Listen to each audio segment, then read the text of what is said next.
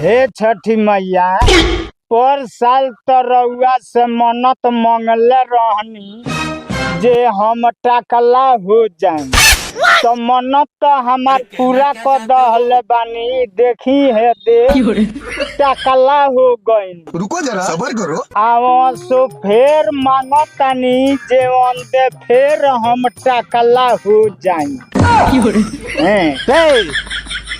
तो इहे काम करता रे कि छोटी माई के लगे आके मन्नत मांगता रे लोग के मुंह खतरा टाकला हो के खतरा। बाबू का छोटका चाचवा बड़ी दोगला रहन तो पर साल ओकरा खतीरा मन्नत मंगले रहन। अच्छा जे हे छठी माई हमरा के मन्नत दे दो जे हम टाकला हो जाए।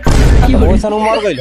हाँ तो देख हे दे टाकला हो के चल आईनी। अच्छा आ फिर सो मांगो तानी हाँ ओकरा से बड़का चाचवा नहीं खे मझिला मझिला हाँ उहो बड़ा दोगला हो। हाँ ओकरा खतीरा सो फिर मांगो तानी हाँ जेवन दे फिर टाकला हो जाए।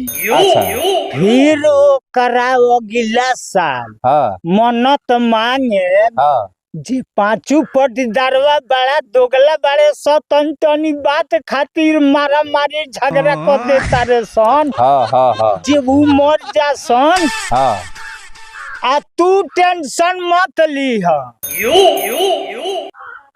ओकरा अगला साल हाँ हम फिर माई से मन्नत मांगे। अच्छा तो तू चल जाइब तो फिर हम टाकला हो जाए। अरे तो हमरो के मुंह खतरा तो फिर मन्नत मांगबे पटदार चाचा सबन के मुंह के हमरो के मुंहबे कैसन लइका बारे हमरो के मुंह खतरा चल।